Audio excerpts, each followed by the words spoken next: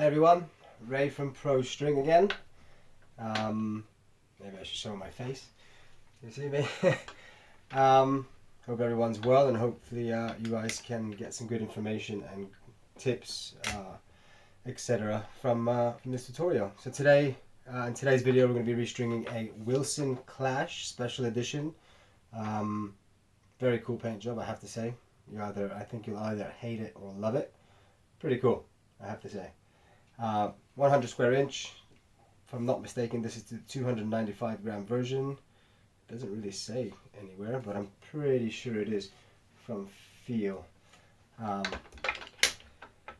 So yeah, we're going to start by placing the racket on the machine. Not too tight, always remember. This is a 16-19 stringing pattern.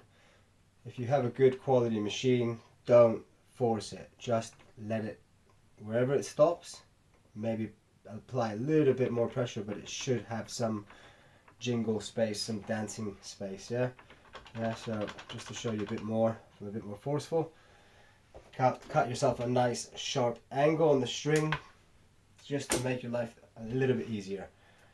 Starting from the top, because this is a 6 holes in the neck of the racket, 3 loops, as you can see, and we're using today Technifiber.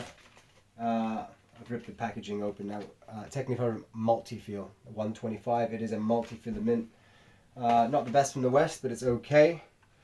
Client specifically said they wanted black, which I therefore just got the Technifiber string, as you can see.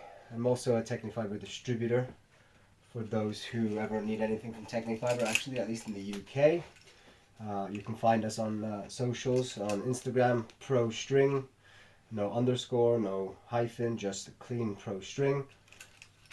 2, 3, 4, 5, 6, 7. Measuring those strings, I counted 7 to one side. I've got the one already here. It's 8 on this side, 8 on the other side, hence 16 by 19. So 16. Give myself a little bit of leeway, some extra string to reach the tension head. The string will stretch as well, especially with a multi-filament. Synthetic guts tend to stretch even more. I've just measured it. I'm now going to just, with the other string that I've measured, I'm going to just again cut myself a nice angled end of the string, because it's a racket that you start from the top and it comes down and around and through the loop. As always, we start from the top of the racket. Yeah, always recommendable to hold the clamp upwards. And you can go ahead and pull your first string, your first main or vertical string. There's always going to be a small gap between the fixture. I'll make it a lot more obvious that the gap was maybe 1 centimeter, which is pretty normal. You kind of almost want that, because that will indicate that you haven't squeezed the racket onto the mounting system of this machine, which is a Wilson Bayardo original. It does a little bit of everything, really. It's a fantastic machine. It's got hydraulics. You can save up to 10 different stringers, kilos or pounds. It has a knot button. You can angle the machine forwards and backwards, up and down, just by pressing the buttons.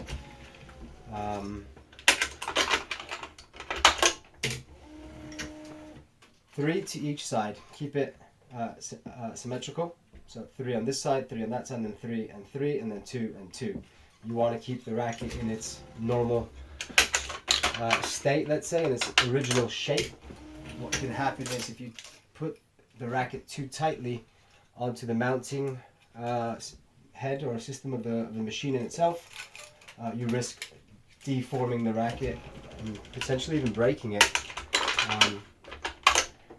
Not all rackets, depending how far over you might go, the racket may never again be in the same shape. Most of the times when they do tighten it all too much, it tends to be elongated, I guess, if you could say. That word actually exists. So instead of being oval/circular shape, it starts being more like this.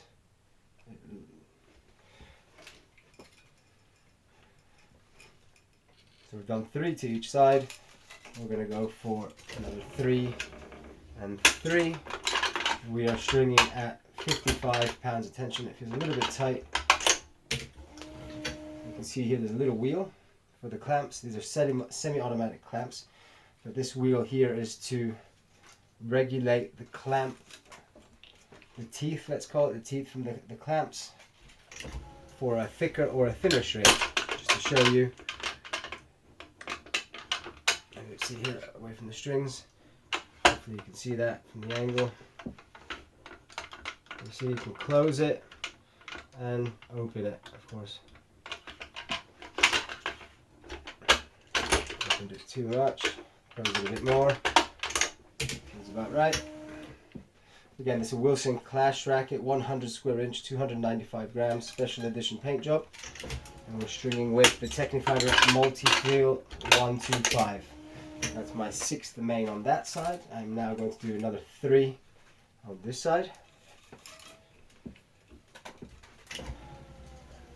If there's anything you guys want to see from our future videos, please leave that in the comment box. I will leave that open. We are just starting out this channel. Attempted to do a few videos during lockdowns, COVID lockdowns. Just didn't have any rackets to string really, so we're restringing the same rackets over and over. And because of the busy or hectic lifestyle I do live, has been a struggle to really make it a priority. But seeing that I'm doing this anyway, day and night, I guess you could say. Tonight's time's 8:40 p.m. London time, London, UK. So we're on the last string. I have my machine programmed at 15% higher tension on the last main. Surely because when you tie a finishing knot, so when you tie off the string, it loses tension naturally.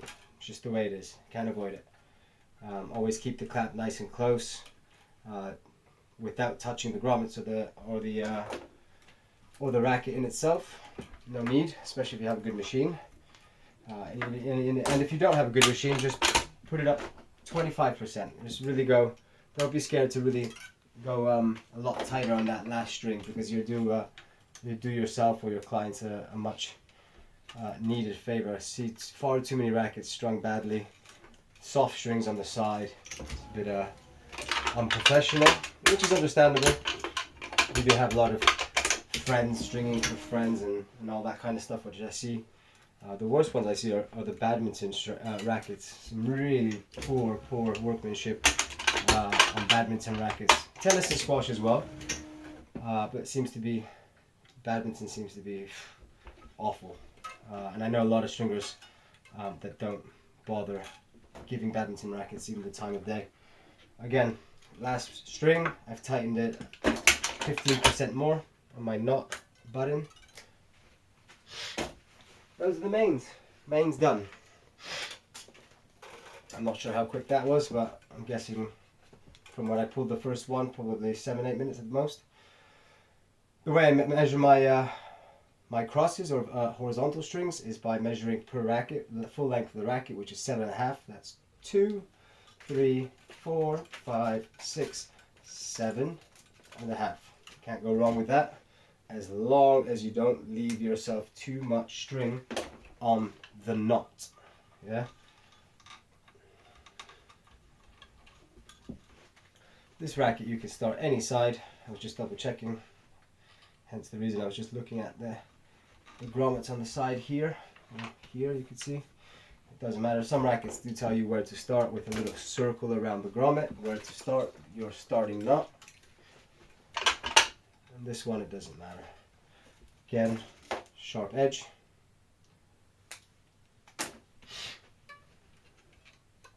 And it doesn't matter how you start the racket, whether it's under or over, how you start the first cross, as long as you follow the pattern thereafter. So what I mean by that is you always have to weave the string opposite to the one above.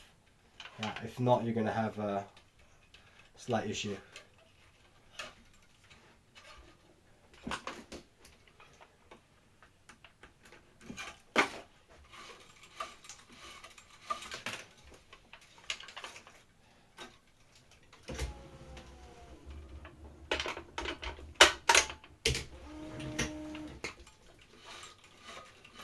You can always, especially after the second cross string, you can always tell on the first string or the weave, the first weave and the last weave, they have to be opposite to each other. So I've now started under, so I can go over, which is the last cross over here is under.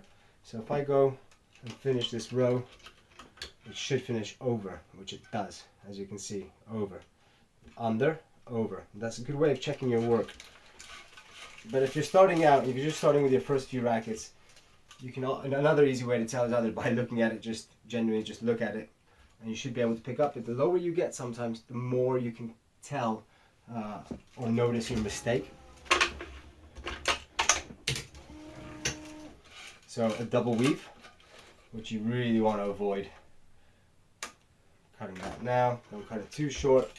I tend to cut it nice and short, just by preference. I really like a short knot, maybe a bit OCD, but it looks good. Always using the Parnell knots.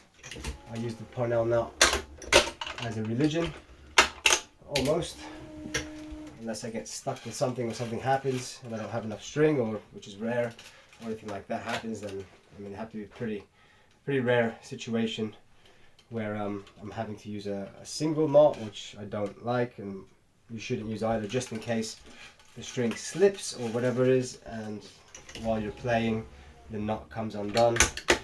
And I just really don't like a double knot. I just don't like a single double knot. I don't like the way it looks.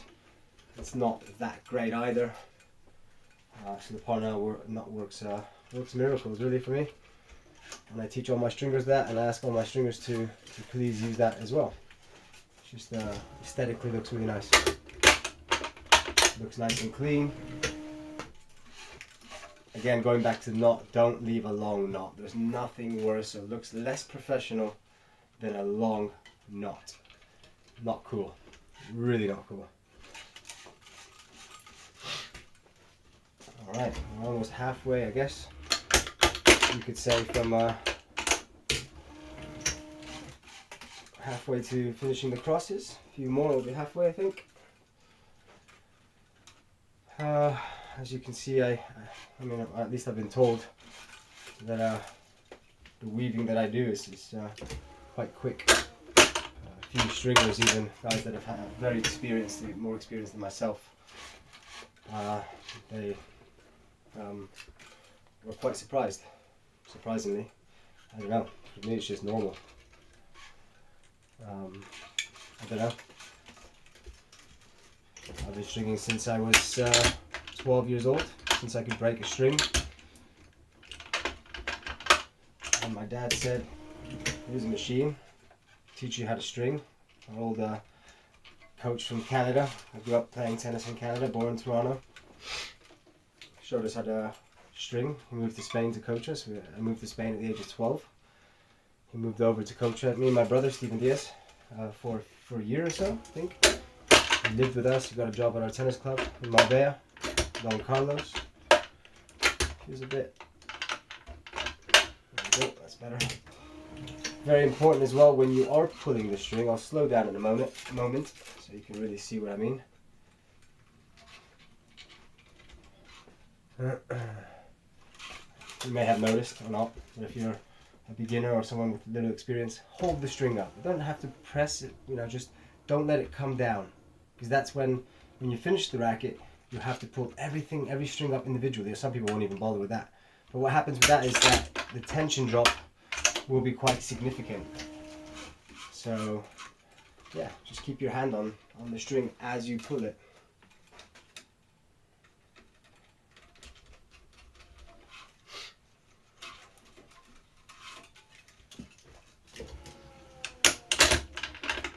do get a lot of rackets come through. Here at Pro String, we're based in 69 Old Broad Street, which is 2 streets over from Liverpool Station in the City of London. It's about 8 miles from here. See, just hold that string up ever so slightly and it'll stay in place. And hopefully I can show you when I finish the racket how little I need to move my strings, or the crosses at least, once I finish.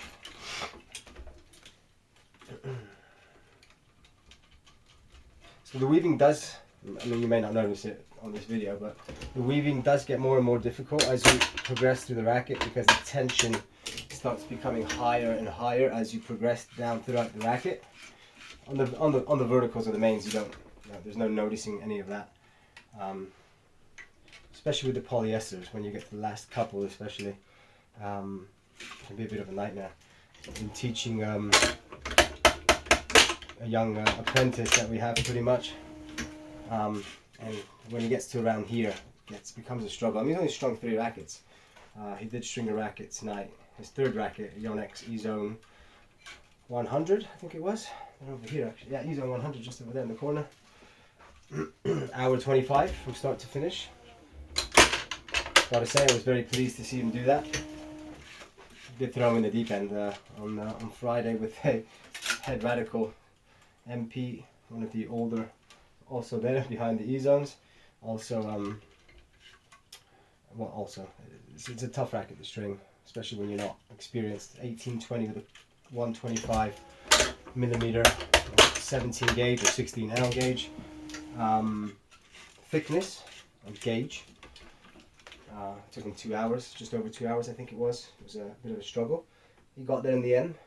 Persevere. Persevere, my friends. Alright guys, well, as you can see, we're coming up to one last weave.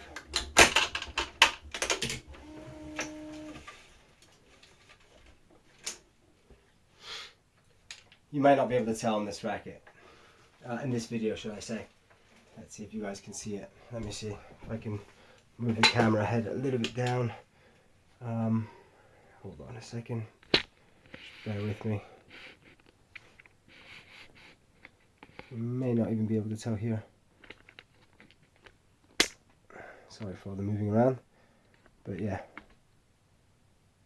I'm going to zoom in as well. Yeah, you might be able to tell now.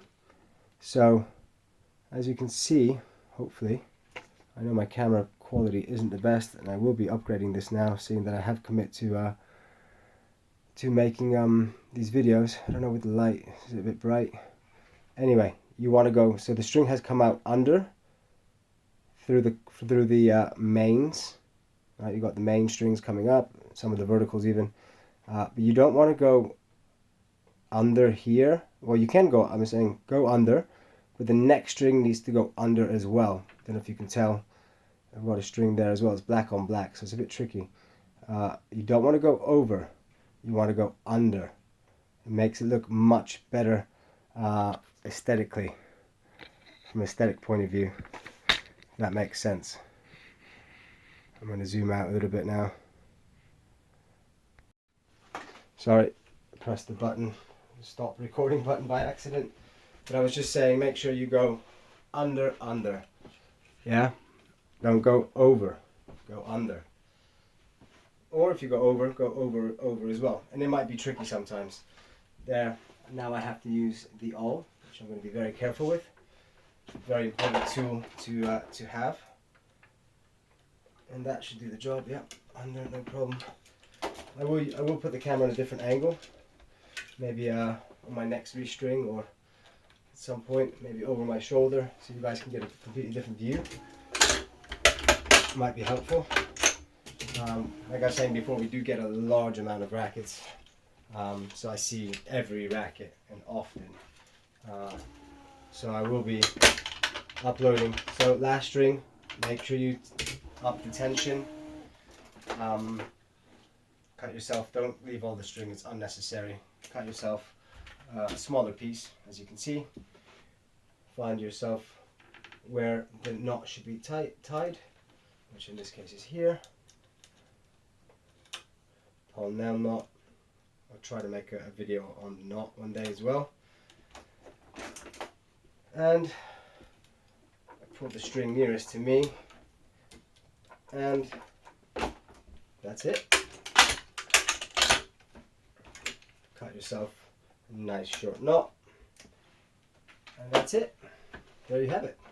The racket's done. Like I was saying before, I'll see how straight my strings are. Let's see if you guys can see from there. I would like to think they are pretty straight. I'm very happy with this. A little bit there, names. Gotta say, yeah, I'm really looking to be a bit of a perfectionist.